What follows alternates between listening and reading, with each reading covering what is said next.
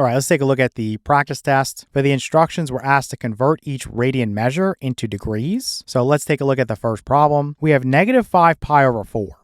Now, when you're in a trigonometry class, if you're given an angle measure and it's not in terms of degrees, you are to assume that it's in terms of radians. Now, when you get an angle measure in terms of radians, you typically do not write out radians or RAD for the abbreviation.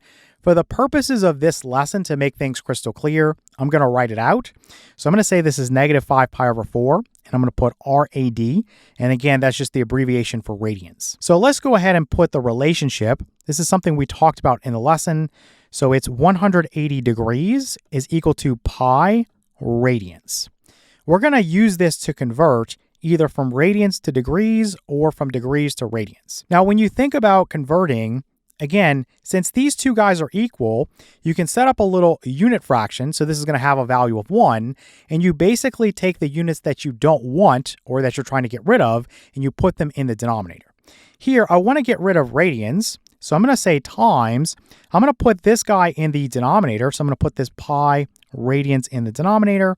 The units I do want, I want degrees. So I'm going to put this 180 degrees in the numerator. And again, this is going to have a value of 1, and I can always multiply by 1 and leave things unchanged. What's going to happen here is this is going to cancel with this. So the units that you don't want have canceled away, and this is going to be in terms of degrees. So let me just put degrees there so we don't forget that. And now I can just go through and simplify. So I know that pi over pi would be 1, so you could just cancel that away. Forget about the degrees for right now. We'll just work with the numbers. 180 divided by 4, that's going to give me 45. So let me just put that right there. And then 45 times negative 5, that would be negative 225. And again, my units would be in terms of degrees. So let's just write negative 225 degrees for the answer.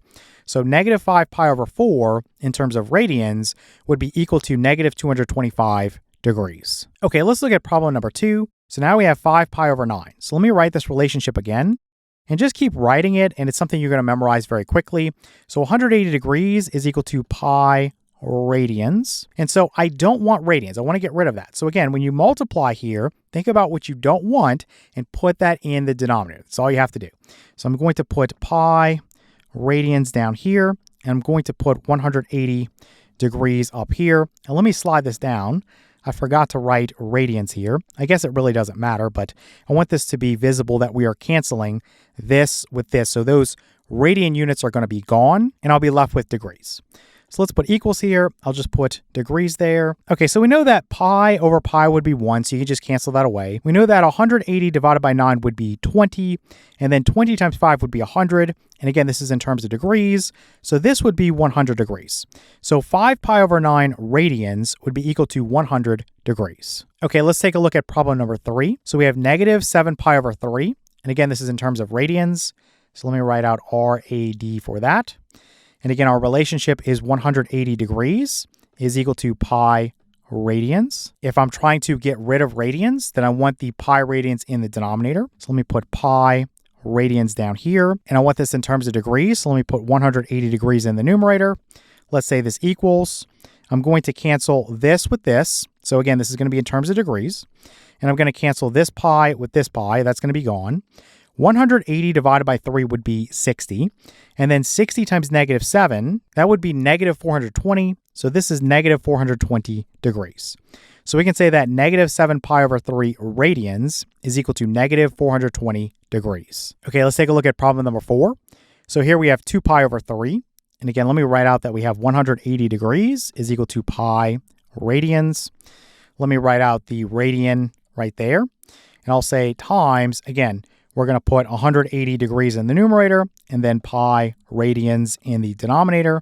We will cancel this with this so that this is in terms of degrees now. And then pi over pi is going to cancel. That's going to be 1. 180 divided by 3 is going to be 60. So this would be 60 times 2, which is 120. And again, this is in terms of degrees. So this would be 120 degrees. So 2 pi over 3 radians would be equal to 120 degrees. Okay, for problem 5, we have pi over 9. And again, let me put this in terms of radians so that's clear. And 180 degrees is equal to pi radians.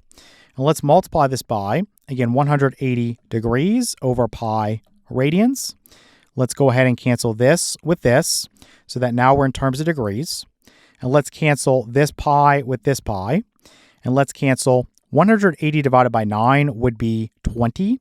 So we know that this would end up giving me 20 degrees. So pi over 9 in terms of radians is equal to 20 degrees. All right, let's take a look at problem number 6. So here we have negative 61 pi over 36. And this is in terms of radians. Let me write this again. So 180 degrees is equal to pi radians. Multiply by, again, 180 degrees over pi radians. So the units here with radians, those are going to cancel. Pi over pi, that's going to cancel. That's 1. If you think about 180 divided by 36, that's going to be 5. So let me cancel this away and put 5 here. Let me put equals and put my degree symbol there so I don't forget it. And now I have 5 times negative 61, and that's going to be negative 305. So this is negative 305 degrees. So negative 61 pi over 36 is equal to negative 305 degrees. All right, now let's change things up. And for the instructions, we're going to have convert each degree measure into radians. So for problem 7, we're going to have 290 degrees. And again, let me write this out. So you have that 180 degrees is equal to pi radians. So now the units we don't want, it's going to be degrees. So I always take the units I don't want and I put them in the denominator so that the units cancel away. So let me put 180 degrees down here, and let's put pi radians up here. And the degree unit is going to cancel away. So this will cancel with this. And so if I think about 290 divided by 180, let's do that off to the side. So 290 divided by 180, this is basically 29 times 10 over 18 times 10. 29 is a prime number. I think most of you know that. And 18, you could further factor that, but it really isn't going to do me any good. So I'm just going to cancel this 10 with this 10. And so that is going to give me 29 pi over 18, and this is in terms of radians. So if you think about 290 degrees, this would be 29 pi over 18 radians. Okay, let's take a look at problem number 8. So here we have 125 degrees. So let me write out that 180 degrees is equal to pi radians. And again, what do I not want? I don't want degrees, so that goes in the denominator. So let me put 180 degrees down here. Let me put pi radians up here. So this is going to cancel with this, so you don't have degrees anymore. You'll have this in terms of radians. So if you think about 125 and 180, again, let me do this off to the side. So I would factor each one of these. So 125, most of you know that's 5 cubed, right? So this is 5 cubed, like this. For 180, if you divide it by 5, you get 36. So let me write 5 times 36 like this. And then I'm going to cancel this with one of these. And so essentially what I'm going to have is 25 over 36. That's going to be the fraction part in terms of this 125 over 180. Then you have this pi here, and this is in terms of radians. So let me get rid of this. So we'll just say that 125 degrees is equal to 25 pi over 36 radians. Okay, let's take a look at problem number 9. So we have negative 540 degrees. So once again, 180 degrees is equal to pi radians. So let's multiply this by, again, I'm going to put pi radians in the numerator, and I'm going to put 180 degrees in the denominator. Always put what you don't want in terms of the units in the denominator. That's all you have to remember. So this is going to go away. My answer will now be in terms of radians. So we know this is going to end up being negative, so let me just write that there. 540 divided by 180 is going to give you 3. So this would be negative 3. And then you have pi here. And again, this negative 3 pi, this is in terms of radians. So negative 540 degrees is going to be equal to negative 3 pi radians. Okay, let's take a look at problem 10. So here we have 345 degrees. So again, I'll say that 180 degrees is equal to pi radians. And since I don't want degrees, again, I'm going to put that in the denominator. In the numerator, I'll put pi radians. That's what I want to get. So I'll cancel this with this. So the degree unit is gone. And so 345 divided by 180, let's think about that. So 345 over 180. Well, 180, I'm going to start by breaking that down into 20 times 9. So 9 is 3 squared. And then 20 is 4 times 5. So that's 2 squared times 5. and just writing this in terms of its prime factorization so we can cancel everything. Now for 345, if you divide that by 5, you get 69. And if you divide 69 by 3, you get 23. So I would say that this is 3 times 5 times 23. Now 23 is a prime number, so you can't really do anything else with that. But you can cancel this 3 with one of these. Let's just put a 1 there. You can cancel this 5 with this 5. So the numerator is going to be 23. And the denominator is going to be 3 multiplied by 2 squared, which is 4. So 3 times 4 is 12. So 23 over 12. You have this pi here, so don't forget that.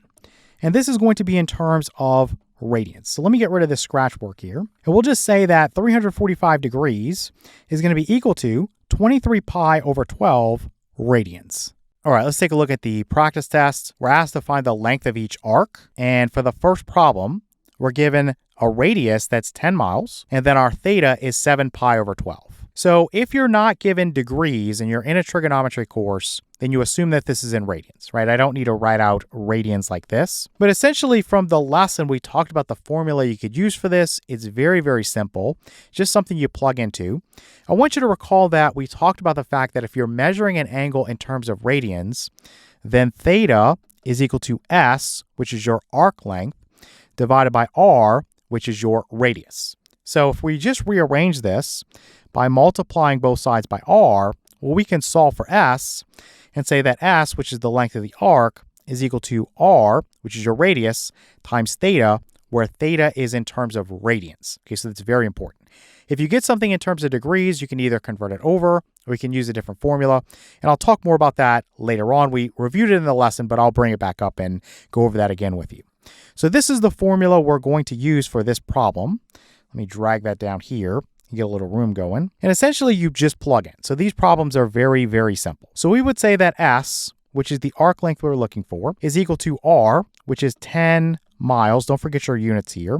And then times your theta. Again, theta's got to be in terms of radians.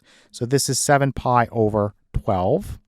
And all I'm going to do here is just cancel a common factor of 2 between this guy and this guy. Let me make this 12 a little bit better. And let me do my cancellation again. So 10 divided by 2 would be 5, and 12 divided by 2 would be 6. So I'm just going to multiply across. 5 times 7 is 35, and then times pi, and this is over 6. And don't forget about your units there. So this is in terms of miles. Now, this answer is good enough for me. If you're self-studying, I would just put this. Your teacher may require you to go through and give an approximation. So in that case, you need to punch this into your calculator and then round to whatever they tell you to round to.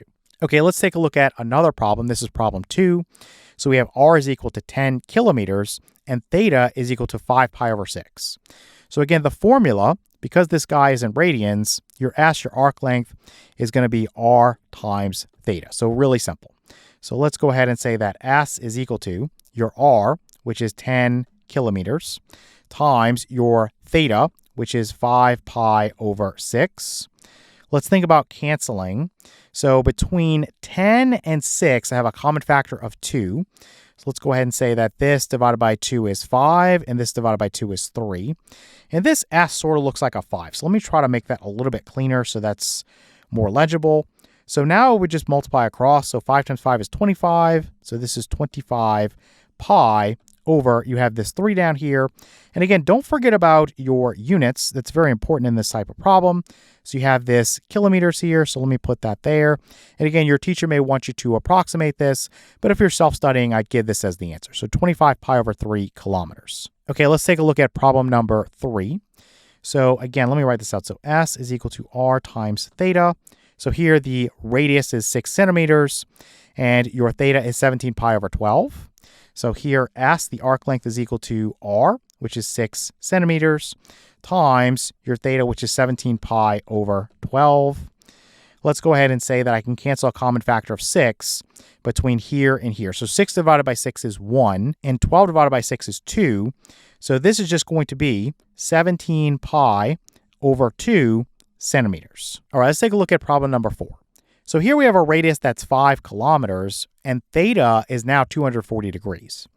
So you could convert this over into radians. So you could say 240 degrees multiplied by Remember, the relationship is 180 degrees is equal to pi radians. Always put what you want to get rid of in the denominator. So I'm going to put 180 degrees in the denominator because I want to get rid of these units here, the degrees. And I'm going to put pi radians in the numerator. So this right here, if I think about 240 and 180, let me do that off to the side so that this is crystal clear. Well, immediately you could remove a common factor of 10.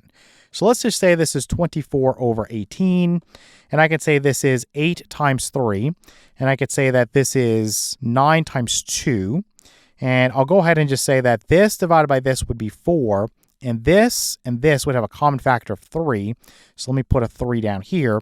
So this is going to end up being 4/3. So let me get rid of this and say that this is 4 pi over 3. And again, this is in terms of radians. So we could just say this is equal to 4 pi over 3. You don't need to write radians out. And let me get rid of this. We don't need this information anymore. Okay, so I'm just going to use my formula. So S is equal to your R, your radius, times your theta. So S, the arc length, is equal to your radius is 5 kilometers. And then times your angle theta in radians is 4 pi over 3. So nothing's really going to cancel here, so I'm just going to multiply. So 5 times 4 is 20, so this is 20, and then times pi over 3, and this is in terms of kilometers. All right, now if you wanted to use the formula for degrees, this is something that you would have learned in geometry. If you want to just convert it over, that's fine too, but in case you're interested, so the arc length here would be equal to, remember the formula for the circumference of a circle is 2 pi r. Now, you have a 240 degree angle here, and you think about one complete circle or one full rotation, that's 360 degrees. So what you'd have to do is get your fractional amount. So you would do 240 degrees over 360 degrees to make this formula work. So to simplify this, get rid of the degree symbol for right now in each case. We're going to remove a common factor of 10. So between 24 and 36, they have a common factor of 12. So if I divide 24 by 12, I get 2. If I divide 36 by 12, I get 3. So let's go ahead and say this is going to be times 2/3 here. And what we're going to do is replace this r with what was given, which is 5 kilometers. So let me kind of slide this down here so this works. So this is 5 kilometers. And so what are you going to end up with? Well, you're going to have the same thing as up here. So 2 times 2 is 4. 4 times 5 is going to be 20. So this is 20 pi. And then this is in terms of kilometers over 3. Okay, and you can probably just write it like this. So 20 pi over 3 kilometers. And again, it's the same thing either way, but you may be more comfortable doing it this way versus converting into radians. It's just really personal preference. Okay, let's take a look at problem number 5. So here we have the radius is 8 meters and theta is 120 degrees. So I'll just do it both ways so we get some practice. So S is equal to R times theta. Again, if theta is given in radians, so 120 degrees times, again, I'm going to go pi radians over your 180 degrees. So what is this going to give me? Well, the degree unit is going to cancel in each case. And if I think about 12 and 18, forget about the fact that it's 120 and 180 because you can quickly cancel a common factor of 10. So 12 over 18, there's a common factor of 6. So if I divide this by 6, I get 2. If I divide this by 6, I get 3. So this is going to be 2/3. So this would be 2 pi over 3 in terms of radians. Let's get rid of this, and I'll just put this as 2 pi over 3. Forget about the radians. You don't need to write that. And so I'll just plug in now, and I'll say S, the arc length, is equal to, so 8 meters times, this is going to be 2 pi over 3. And nothing's really going to cancel here. So I'm just going to go through and multiply. So 8 times 2 is 16. So 16 pi over 3, and this is in terms of meters. Now, again, if you wanted to do this the other way, you could say that S is equal to your 2 pi r. All you have to do is remember the circumference of a circle is 2 pi r. And then I just want to think about the fact that this is 120 degrees over 360 degrees. So that fractional amount of the circle that I'm working with. So if I go through and think about 12 and 36, well, 36 is actually divisible by 12. 36 divided by 12 is 3. So this would end up being 1/3. Let's get rid of this and put this as 1/3. And then I could just plug in for my radius, which is going to be 8 meters. And so what you get again is 2 times 8, which is 16, times pi over 3. and this is in terms of meters. So whichever way you want to do this. Okay, let's take a look at problem number 6. So here the radius is 19 centimeters and theta is 270 degrees. So again, let's convert this over. So 270 degrees times, I'm going to go pi radians over 180 degrees. So let's think about 27 over 18. They're each divisible by 9. 27 divided by 9 is going to be 3. 18 divided by 9 is going to be 2. So this would be 3 pi over 2 in terms of radians. Okay, so let's get rid of this and put 3 pi over 2. And let's get rid of this. Okay, so we can just plug into the formula. So ask the arc length is equal to, so your 19 centimeters, your r, or your radius here, times your theta, which is 3 pi over 2. Nothing's going to cancel. So 19 times 3 is 57. And then we have pi over 2. And this is in terms of centimeters. So once again, if you want to do this with degrees, so S is equal to, you take your 2 pi r, again, the formula for the circumference of a circle, and then we're just going to multiply this by, you have this 270 degrees divided by 360 degrees. So don't forget to set this fraction up. And then I'm immediately going to get rid of this right here. So for 27, let me write this as 9 times 3. And let me write 36 as 9 times 4. And I think you can see that the 9s are going to cancel away. So basically all you're going to do here is cancel this guy with this guy. And I'll put a 2 down here. And so this is going to go away. Let's just get rid of it as we do this. So let's just put a 2 here. Plug in for the radius. That's going to be 19 centimeters. And so this is going to be what? 3 times 19 we know is 57. So this is 57 over 2 and then times pi. And this would be in terms of centimeters. So either way you would get the same answer. All right, for the next few problems, the instructions say to find the area of each sector. So for this one, you have the area is equal to 1/2 times your radius squared times your theta. Now again, with this formula, theta must be given in radians. And I'll talk about the formula for degrees. A lot of you, again, know that from geometry. So here, let me put A for area. And I know a lot of books put a fancy A there, but I can't draw that. So I'm just going to put an A for area. And we'll say this is 1/2 times your radius, which is given as 9 yards. So you're going to have 9 yards. Now, this is important here. This is squared. So make sure that you square this whole thing, including the units. So this is 9 squared times yard squared. Okay, so that's very important. And then times your theta, which in this case is 7 pi over 6. So this is equal to, well, here I'll just say that you have 1/2 times 9 squared is 81. And then you have your yards squared.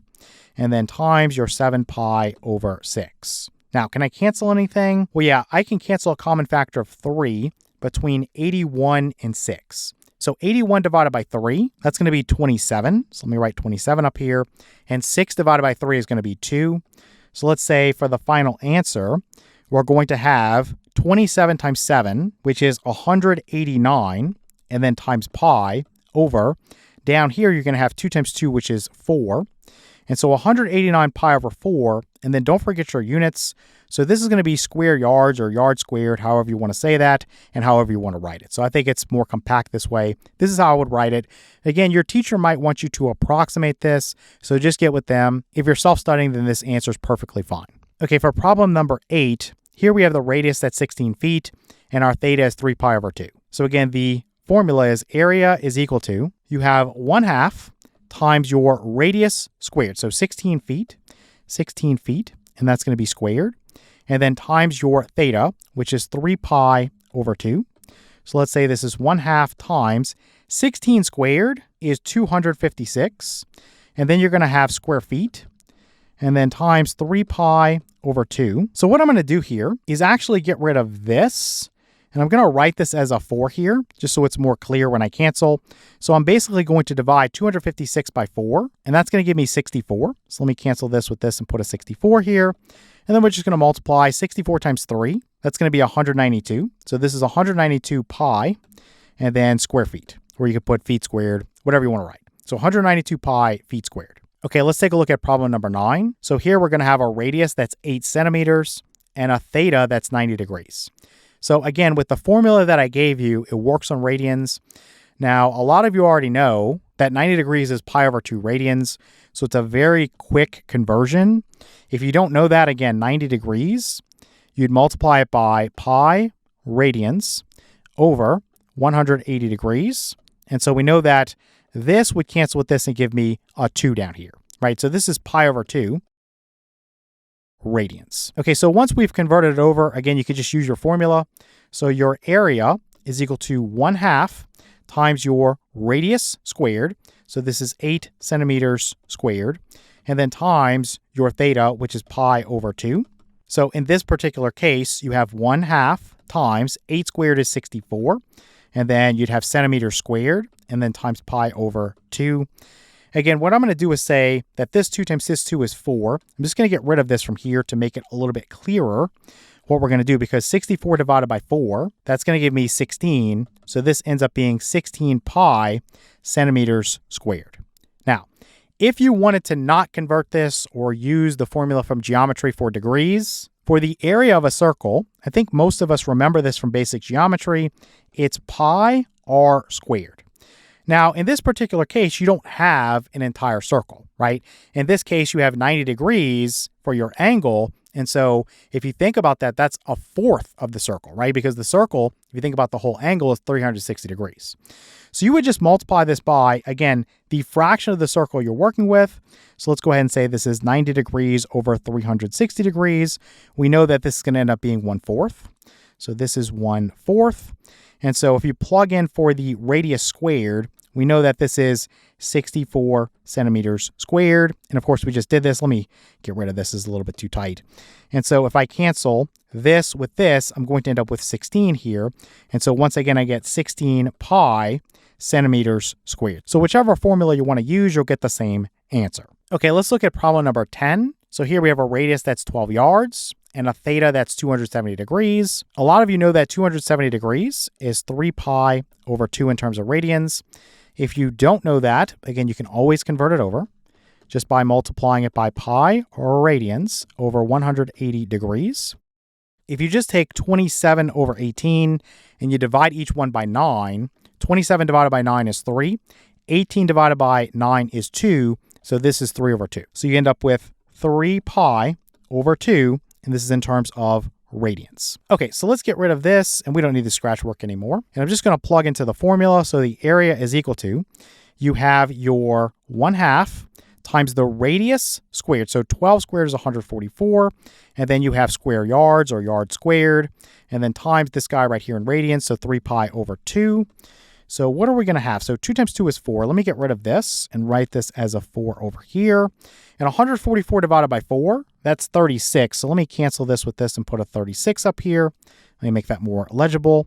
And so 36 times 3, that's going to give you 108. And again, this is going to be pi yards squared. Now, if you want to use your geometry formula, that's fine too. Again, start off with the area of a circle. That's pi r squared. So pi r squared. And then just think about this is 270 degrees. You don't have 360 degrees. This is 3/4 of a full circle, right? So you put 270 degrees over 360 degrees, you're going to end up with 3/4. So let's put times 3/4. Let me move it down a little bit. We know this r squared here, this radius squared, is 144 square yards. And so if you go through and say, again, 144 divided by 4 is 36. Let me go through and cancel this. It's the exact same thing that we just did. So you're going to end up with 36 times 3, which is 108. So this is 108 pi and then yards squared. So either way you want to do it. All right, let's take a look at our practice test.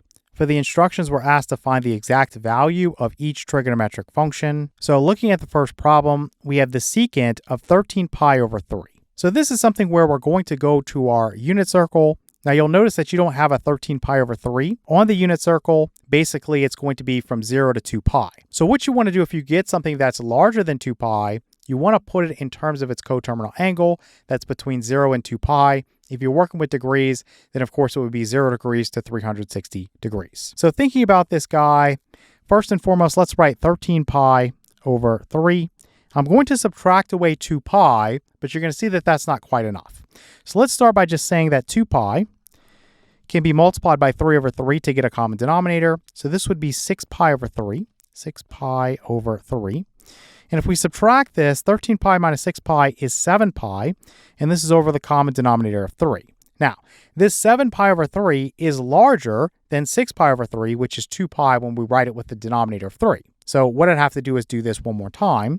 Let me get rid of this. And you could just subtract away another 6 pi over 3. Or you could just say that this is minus 12 pi over 3. Let's just make that a little bit simpler. And here you're basically just subtracting away 4 pi.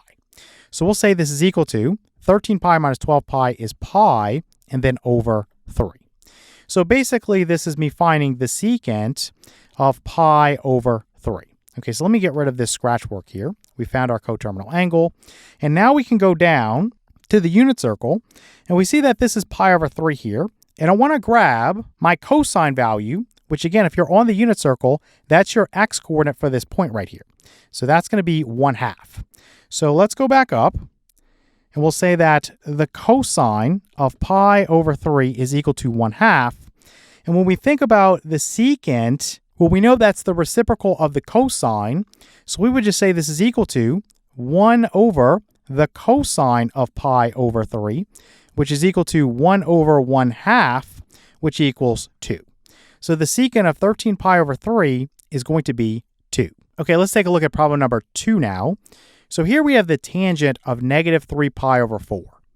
So if you get a negative angle measure, again, that means you're rotating clockwise. Now you could go on here and figure out what this is, but I think it's just easier if you get a negative angle measure to find the coterminal angle. So I'm just going to say negative 3 pi over 4 plus, I'm going to add 2 pi, and I'm just going to multiply this by 4 over 4. So I have a common denominator. So 2 times 4 is 8. So this would be 8 pi over 4. So 8 pi over 4. Let me make that a little bit better there. And if you do negative 3 pi plus 8 pi, that's going to give you 5 pi over the common denominator of 4. So I can say this is equal to the tangent of 5 pi over 4. So when we think about the tangent, remember this is the sine divided by the cosine. So if we come down here and we think about, well, here is going to be my 5 pi over 4, right? So if I look at the sine value, that's the y value for this point right here. Okay, so that's the negative of the square root of 2 over 2. And the cosine value is exactly the same. That's the x value here. It's the negative of the square root of 2 over 2. So coming back up here, if you said the sine of 5 pi over 4 is the negative of the square root of 2 over 2, and you said your cosine of 5 pi over 4 is equal to the negative of the square root of 2 over 2, well, essentially what you would do here is say this is equal to the sine of 5 pi over 4 divided by the cosine of 5 pi over 4, which is going to be equal to what? The negative of the square root of 2 over 2 divided by the negative of the square root of 2 over 2. We know that's going to be 1, the same non-zero number divided by itself. But just to show it, let's say this is the negative of the square root of 2 over 2. And I'll multiply by the reciprocal of this. So 2 over the negative of the square root of 2. And so essentially, this is going to cancel with this completely, and you're just left with 1. So my final answer here for the tangent of negative 3 pi over 4 is just going to be 1. All right, let's take a look at problem number 3 now. So here we have the cosecant of 35 pi over 6. So again, let's think about the coterminal angle between 0 and 2 pi. So we have 35 pi over 6. So subtracting away 2 pi is not going to be enough. But let's just first start by saying we're going to subtract that away. So let me multiply by 6 over 6. And so this is going to give me 12 pi over 6. So this would be 12 pi over 6. Now you can eyeball that and see it's not going to work, right? 35 minus 12 is going to be 23. So that's not going to work. I'd have 23 pi over 6. What you need is something that's going to be less than 12 pi over 6. So let me subtract away another 12 pi over 6, and that's going to get you there. So basically what this is I'm subtracting away 24 pi over 6, and that's basically me just subtracting away 4 pi. So this would be equal to now 35 minus 24 is going to be 11. So this is 11 pi over 6. So we'll say this is equal to the cosecant of 11 pi over 6, which is equal to, we know that the cosecant is the reciprocal of the sine. So coming down here, we want to find 11 pi over 6, and that's going to be right here. And again, you think about this point here. So for the sine value, it's the y-coordinate of that point. So we would say the sine of 11 pi over 6 is equal to negative 1/2. So let's grab this, and let me paste this in here. just off to the side. So we'll say this is equal to 1 over the sine of 11 pi over 6, which is equal to 1 divided by negative 1/2. Let me get rid of this. We don't need this anymore. We can get rid of this now. We don't need this anymore. And I'll just say this is equal to, if I take the reciprocal of negative 1/2, it's negative 2. So the final answer here is going to be negative 2 for the cosecant of 35 pi over 6. Okay, for problem 4, let's find the cotangent of negative 11 pi over 4. So again, if I have a negative angle, I want to put it in terms of its coterminal angle between 0 and 2 pi. So let's say that we have negative 11 pi over 4. And what I'm going to do here is add 4 pi. So I'm just going to add, if I have 4 pi there, I'm going to multiply this by 4 over 4. So this guy right here would end up being 16 pi over 4. And I would just note that if I would have just added 2 pi, it wouldn't be enough, right? I'd still have a negative value. So you'd have to add another 2 pi. So I'm just going a little bit faster here. So for this one, negative 11 pi plus 16 pi is going to give me 5 pi. So this is 5 pi over 4. Now, we talked about the fact earlier that the tangent of 5 pi over 4 was 1, right? So the cotangent is the reciprocal of that, and it's just going to be 1 again. But we're going to do this in a more complete way, just so nobody's lost. So let's put the cotangent of 5 pi over 4. So by definition, this is going to be your cosine of 5 pi over 4 divided by your sine of 5 pi over 4. Let me get rid of this. And again, we can go to the unit circle. I don't think we need it in this case, but let's just do it for completeness. Here's your 5 pi over 4. Again, for this point here, the x value is the negative square root of 2 over 2. The y value is the negative square root of 2 over 2. So in each case, your cosine and your sine, it's going to be the negative of the square root of 2 over 2. So let me just write that this is the negative of the square root of 2 over 2. And here I'll just multiply by the reciprocal. So we'll do 2 over the negative of the square root of 2. And once again, this is all going to just cancel away and give you a value of 1. So the cotangent of negative 11 pi over 4 is just going to be 1. All right, let's take a look at problem number 5. So here we want to find the cotangent of negative 4 pi. So for this one, again, this is one where maybe you don't need to find the coterminal angle, because if you think about it, negative 4 pi, where you're just going to rotate clockwise once and then twice, right? So that's just going to put you right there. So the coterminal angle is going to be 0, okay? And for this guy, the x value is 1 and the y value is 0. So in other words, the cosine of negative 4 pi is going to be 1, and then your sine of negative 4 pi is going to be 0. So this is going to present a problem for us. Let me put that over there. So let me put this as the cotangent of 0 in terms of radians. So this is equal to your cosine of 0 over your sine of 0. And this is going to be 1 over 0. So 1 over 0 is undefined. So we're just going to say that this is undefined. So this is undefined. And that's the answer you would want to give. Okay, for problem 6, we have the cosine of negative 13 pi over 4. So let me write negative 13 pi over 4. And I need to add 2 pi, but that's not going to be enough, right? Because if I add 2 pi, if I get a common denominator, 2 multiplied by 4 over 4 is 8 over 4. So this would be 8 pi over 4. And that's not enough to make this not negative anymore. So you would need to add another 2 pi. So let's just start by adding 4 pi. So 4 pi, and I'll multiply by 4 over 4. So this is going to end up being 16 pi over 4 that I'm adding. And so negative 13 plus 16 is going to be 3. So this gives me 3 pi over 4 for the coterminal angle. So this is equal to the cosine of 3 pi over 4. Well, that's really easy. Let's go down here to the unit circle. So looking for 3 pi over 4, and that's going to be right here. So let me highlight that point there. And so you want to grab your x value. So that's the negative of the square root of 2 over 2. So coming back up, I'll just say this is equal to the negative of the square root of 2 over 2. Okay, let's look at problem number 7. So here we have the cosecant of negative 5 pi over 4. So let's say this is equal to, again, I'm just going to find the coterminal angle. So negative 5 pi over 4. We will add to this 2 pi, which I'll write as 8 pi over 4.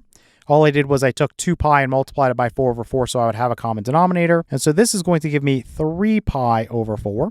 So let's say this is equal to the cosecant of 3 pi over 4. And what is the cosecant? It's 1 over your sine.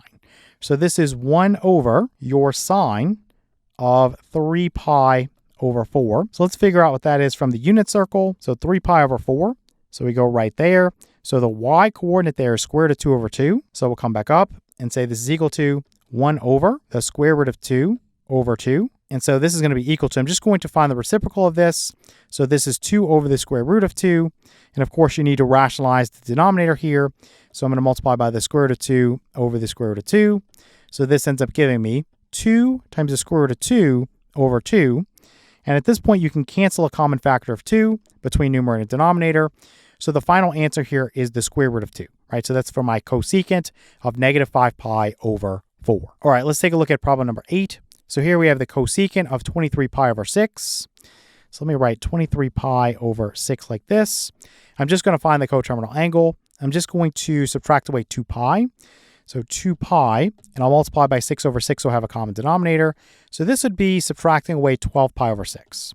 So 12 pi over 6, and that would give me 23 minus 12 is 11, so this is 11 pi over 6. So this is equal to the cosecant of 11 pi over 6. So again, this is equal to 1 over your sine of 11 pi over 6. So let's figure out what that is. Come to our unit circle. So here's your 11 pi over 6. This is your point here. And you want to grab the y coordinate. That's going to be the sine value. So it's negative 1/2. So coming up here, this is 1 divided by negative 1/2, which is equal to, you take the reciprocal of this, and it's going to end up just being negative 2. So this is negative 2 for the cosecant of 23 pi over 6. All right, for problem number 9, now we have the tangent of negative 4 pi. So you saw when we had the cotangent of negative 4 pi, we ended up with something that's undefined. But here, the ratio is different, right? So this right now, we already know that the coterminal angle is going to be 0 in terms of radians, or if you're working with degrees, you could say 0 degrees. But essentially, I'm just going to say that it's the tangent of 0, which is equal to the sine of 0 over the cosine of 0. So let's go back to the unit circle. And again, if I think about the sine value, it's the y coordinate, right? So it's 0. And if I think about the cosine value, it's the x coordinate, so it's 1. So coming back up here, I'll say that this is going to be 0 over 1, which is 0. Okay, so this guy is defined. It is going to be 0 for the tangent of negative 4 pi. If you get the cotangent of negative 4 pi, again, this is the reciprocal of this, and so you get 1 over 0. So that leads to an answer of undefined. Okay, for problem 10, let's look at the cosine of negative 2 pi over 3. So again, I'll say that negative 2 pi over 3. Let's find the coterminal angle. So I'm just going to add 2 pi, and I'll multiply this by 3 over 3. So I'm going to get 6 pi over 3. So 6 pi over 3. So this gives me 4 pi over 3. So we'll say this is equal to the cosine of 4 pi over 3. Jump down here. 4 pi over 3 is going to be right here. And so my cosine value is that x coordinate there, which is negative 1/2. So coming back, I'll just say this is negative 1/2. All right, let's take a look at our practice test. For the instructions, we're asked to solve each word problem. For the first problem, we have that a satellite traveling in a circular orbit 1,600,000 meters above the surface of the Earth takes 7,200 seconds to complete an orbit. If the radius of the Earth is approximately 6,400,000 meters, what is the linear speed of the satellite in kilometers per hour? We're asked to round your answer to the nearest tenth. Okay, so for the first problem, I'm just going to go a little bit slower. I'm just going to recap all the things we talked about in the lesson. So first off, let me go back up for a second. We are specifically asked to find the linear speed of the satellite in kilometers per hour. So what exactly do we mean by linear speed? Well, recall in the lesson we talked about our distance formula, what we use for motion word problems. So we had that distance is equal to rate times time, and we just solved it for the rate. So basically we divide both sides by t, and we end up with rate is equal to your distance divided by your time. So the formula we use is very similar. Instead of the R for rate, we'll use V, which is going to stand for your linear speed. And this is equal to, instead of D for distance, because we're going around a circle, right? We think about that as the arc length. So we use S for arc length over your T, which is your time. Okay. Now, just to think about this with a simple example, let's suppose that we go here, and this is just not related to the problem. It's just so we understand the concept. Let's say we trace an arc like this, and I just say that this is 10 meters, for example. So this is the problem we're in currently. It says it's 10 meters. That's your arc length S. Okay. So your linear speed is equal to 10 meters, and I'll just abbreviate meters, over whatever time they give you. Let's just say it was 2 seconds. So down here, this would say 2 seconds. And basically, you would simplify this into a unit rate. So you would say this is 5 meters per 1 second, right? So you'd write it like this, or 5 meters per second like this. Whatever your book tells you to do. Some teachers have a preference for this, others this. It just depends. So this is the basic concept behind linear speed. Now, in most cases, you are not given this information directly. You have to go through a series of steps to get everything right. And a lot of times you have to convert a lot of different units. So let's start off with something else, which is the angular speed. So this is denoted with the Greek letter omega. And I know that's not a perfect drawing of that symbol, but it's the best I can do. So this is equal to your theta, which is in radians, over your t, which is your time. Okay, so real easy to remember this one. Now, these two are going to be related because remember this S, this arc length, we talked about the fact that this is your R, your radius, times your theta, which is your angle measured in radians. So you could say that this is R times theta over t, and then of course you could break this up into R times theta over t, and this ends up giving you, let me slide this down just a little bit, you could take this omega here, which is your theta over t, and just multiply it by r, your radius. So if you have your angular speed, then all you have to do is multiply by the radius, and you found your linear speed. So let's go back up to the problem, and let's think about the angular speed first. So we're just thinking about this orbit part, where it says that it takes 7,200 seconds to complete an orbit. Well, what do we mean by an orbit? Well, that means that this satellite is going around like this, right? So if it goes around once, that's one complete revolution or one complete rotation. And with a circle, in terms of radians, that's going to be an angle that's 2 pi. So for this part right here, I can just put in 2 pi. And then for the time, I can put in 7,200, and this is going to be in terms of seconds. Let me move this down just a little bit here. Now, here comes the tricky part. You usually have to do some sort of unit conversion. And in this case, we want to end up with kilometers per hour. Now, you can go through and multiply everything in one step. Some people do that. But for myself, it creates this really, really long chain. So I like to just do things one step at a time. So I'm just going to convert this over right now into hours. And if you think about the relationship between seconds and hours, well, there's going to be 60 seconds in 1 minute. And then there's going to be 60 minutes in 1 hour. So I could say that 1 hour is going to be equal to 3,600 seconds. And just using that to set up a little unit fraction, remember the value here is going to be 1, so we're just using it to cancel units. I'm going to put 3,600 seconds in the numerator, and I'm going to put 1 hour in the denominator. And the reason I do that is so seconds will cancel away. So those units are gone. And then here you're going to notice that this works out quite nicely. 2 times 3,600 is 7,200. So essentially this times this will cancel with this. So you're just left with pi radians per hour. Okay, so let me get rid of all this. I'm just going to write this a little bit more neatly. So you could write it like this. You could say pi over 1 hour. And you can leave the radians off. I think it's pretty obvious. Or you could say pi radians per hour like this. Whatever you want to do. Okay, so now that we understand that part, remember, if we want to get the linear speed, all we have to do is multiply this by the radius. Let me actually slide this down, and I'm just going to throw this in here, this pi over 1 hour, and all I have to do is multiply by the radius. Now, it's a little bit tricky, that's why I drew this picture. If you go back up, you'll see that the satellite is traveling in a circular orbit, and it's 1,600,000 meters above the surface of the Earth. Okay, well, here's the surface of the Earth, so it's above that by 1,600,000 meters. But you also have to take into account from right here, which is the center, going all the way up to the top part right there, that's going to give us a radius of 6,400,000 meters. So we have to add these two guys together to get the radius of this bigger circle here, which is the path that my satellite is following. Okay, so what I want to do is add those two together, and that would give me 8 million meters. Now, before I go through and just multiply this by 8 million meters, again, I think it's better just to convert it because we want to end up with kilometers, right? If you come back up, you need kilometers per hour. This right now would give me meters per hour, so I don't want that. Let me actually get rid of this. I don't think we need this anymore. So let me say that I want 8 million meters times, there would be 1,000 meters in 1 kilometer. You could also use your metric prefix chart. You're just going to move this decimal point 3 places to the left. You could do it that way if you want. It's really up to you. So I'm just going to put this as 1 kilometer up here and then 1,000 meters down here. You can get rid of this. So you can see that the units here are going to cancel. And basically, you're just going to delete 3 zeros if you're dividing by 1,000 or move the decimal point 3 places to the left. So this gives me 8,000 kilometers or kilometers, as some people say. Let me get rid of this and I'll say 8,000. So 8,000 kilometers. And essentially what you end up with is 8,000 pi kilometers per hour. Okay, so that's what it is. Now it asked us to round this to the nearest tenth.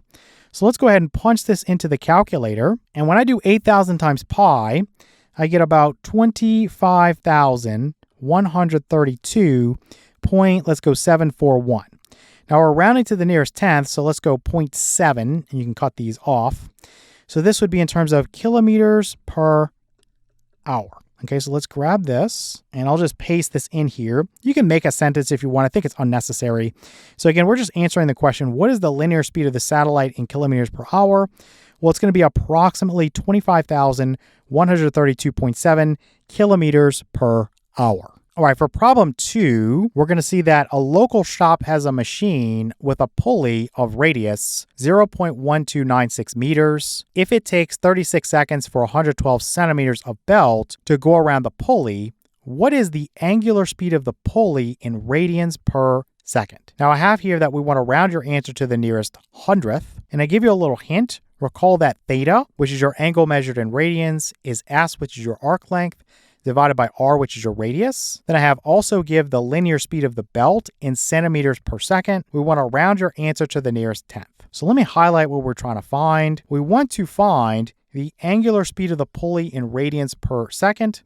And we also want to find or give the linear speed of the belt in centimeters per second. Let's go down here and think about what's going on with a little picture. So you have this belt that's traveling around this pulley here. And when we think about the linear speed in terms of the belt, it's going to be the same as that of a point on the circumference of the pulley. Okay, so what we're saying is that if we think about this belt traveling around the pulley, you're going to have 112 centimeters of this guy that's going to pass or travel around this pulley in 36 seconds. So you can use that to get your linear speed right away if you want to, and then you can use that to get your angular speed, or you can do it in a different order. There's a lot of ways to solve the problem. So let's just start with linear speed. So V is equal to your arc length, or the distance traveled around the circle here, is going to be 112 centimeters. So you could write that off to the side and say S is equal to 112 centimeters. And this would be over your time. So this is going to be 36 seconds. So if you punch that into your calculator, you're going to get approximately 3.1. And this would be in terms of centimeters per second. So that's your linear speed. You can just go ahead and answer that now. So let's just go ahead and say that V is approximately 3.1 centimeters per second. Now, for the angular speed, you can do this in a few different ways. You could start off by saying that omega is equal to your theta divided by your t, right? Your theta divided by your time. So we know the time is going to be 36 seconds. So you could put that in there. And then in terms of your arc length, we know that it's 112 centimeters. So this is your S. And your R, your radius, is 0.1296 meters. But for this to work, we want the meters to be converted over to centimeters, or you can convert centimeters over to meters. I think this is probably easier to convert over. So I'm just going to move the decimal point 2 places to the right. So this would be 12.96 centimeters. And so the units here would cancel. So theta would be equal to this. And so 112 divided by 12.96, that's going to be approximately 8.64. So this is approximately 8.64. And this is just giving me my theta, right? My angle in terms of radians. You would need to divide it by 36 seconds to get your radians per second. Okay. Now you can actually use this approximation here. It's not really going to change your answer. If you wanted to put this in first and then divide by 36, you could do that. It would be a little bit more accurate, but we're rounding to the nearest hundredth, so it'll be okay. So we'll put this as approximately 8.64, and this is in terms of radians. Let me get rid of this. And then you can just do the division on your calculator, and I get exactly 0.24, but keep in mind this is still an approximation.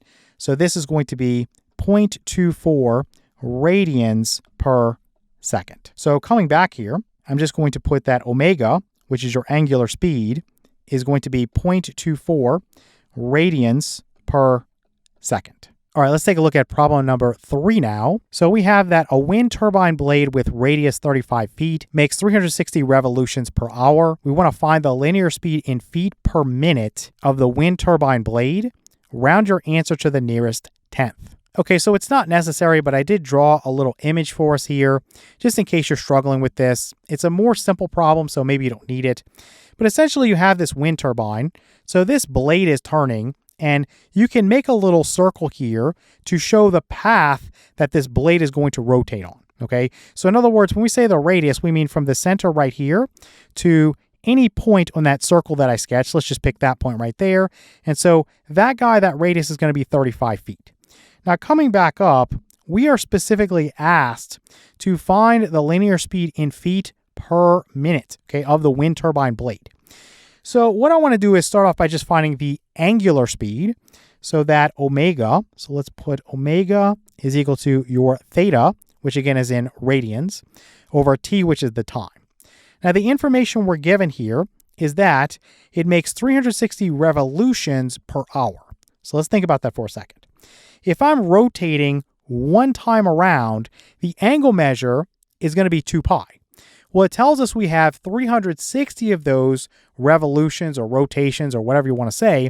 So if I have 360 complete rotations, the angle measure that I'm generating is 2 pi times 360. So let me erase this and just put 2 pi. Again, that's for one revolution or one full rotation times 360 because there's going to be 360 revolutions. Now, the time here is going to be in terms of 1 hour. Okay, so if you did the math here, you would have 720 pi radians per hour. Okay, now there's one other thing I want to do. We are asked for feet per minute, and right now this is in terms of hours. So we know that there are 60 minutes in 1 hour. So in 1 hour. So what I can do, let me actually abbreviate this so it's easier to fit. I will put 1 hour up here in the numerator, and I will put 60 minutes down here in the denominator, and I will just cancel this with this, so the hours will be gone. And then I know that 360 divided by 60, that is going to give me 6. So let me get rid of this, and I'll say that this is going to be equal to, you have 2 pi times 6, which is 12 pi.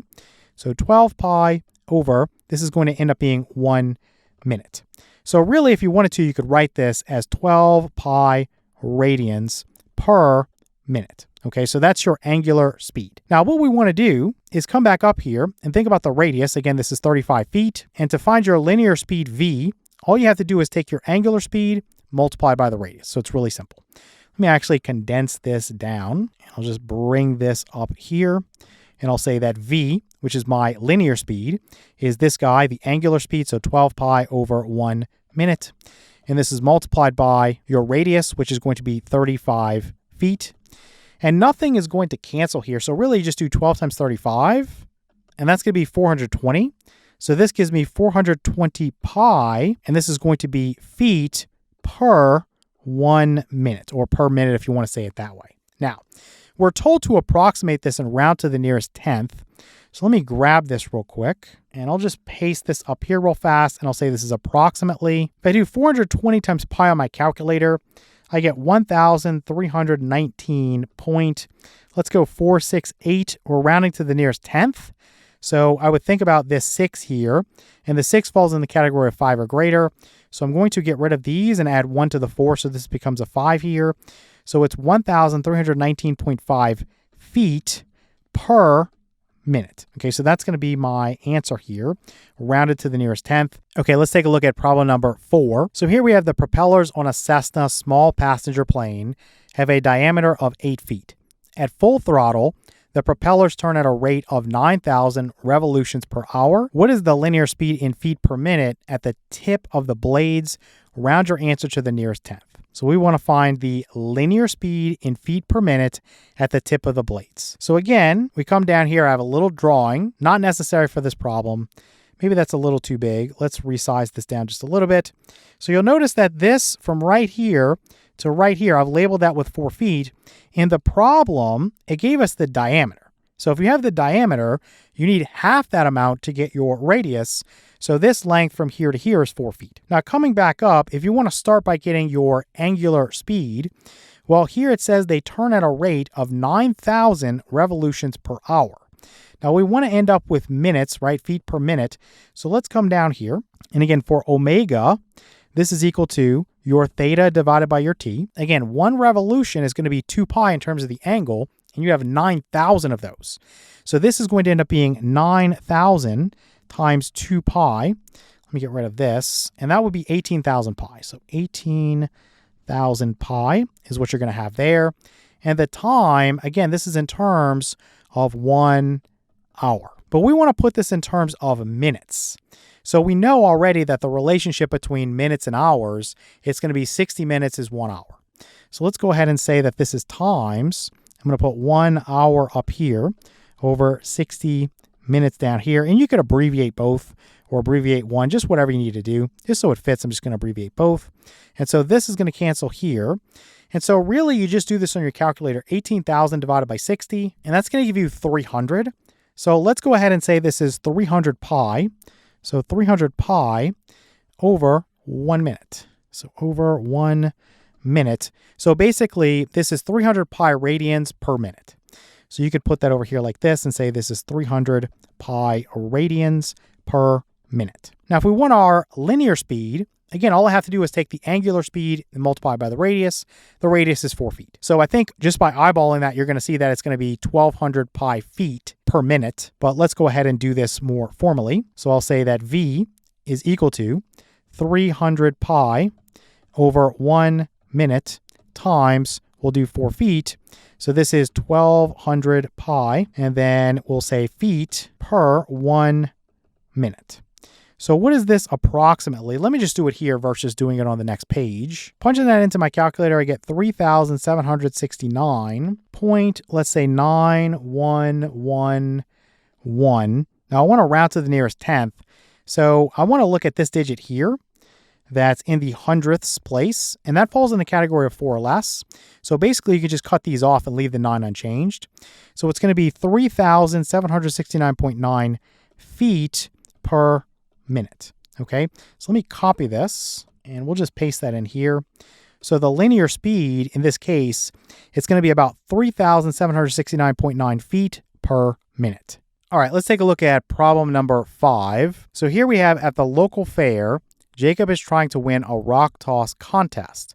We have that contestants must place the rock in a sling and whirl it around before releasing. Jacob determines that the rock must leave the sling at a speed of 60 feet per second in order to win. Based on his arm length, the maximum radius of the circular path generated by the sling is 4 feet. What angular speed does Jacob need to obtain in order to win?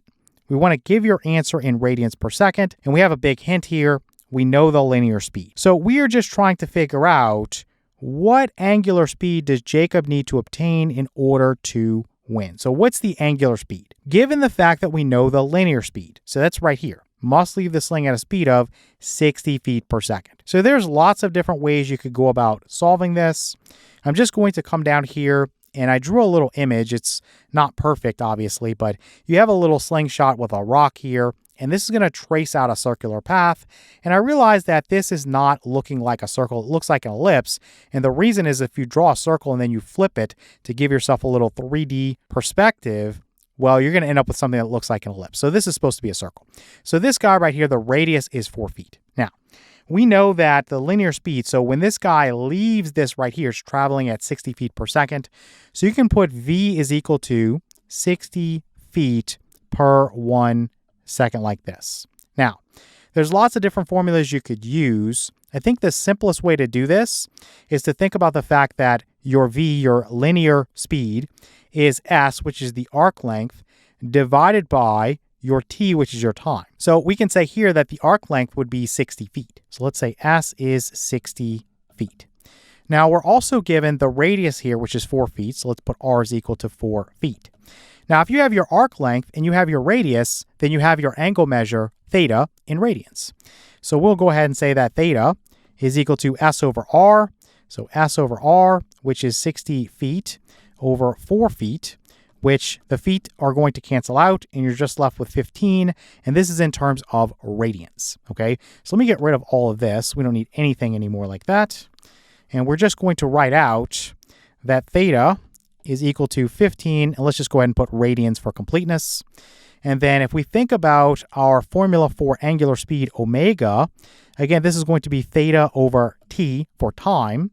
So in this case, the time is just 1 second. So really, I could just plug in 15 radians here, and then plug in 1 second here. So your omega, one more time, is just going to be 15 radians per second. So a real easy problem to solve. So we'll just come up here and just answer this in line. So I'll just say omega, which is the angular speed that Jacob's going to need to obtain in order to win. This is going to be equal to 15 radians per second.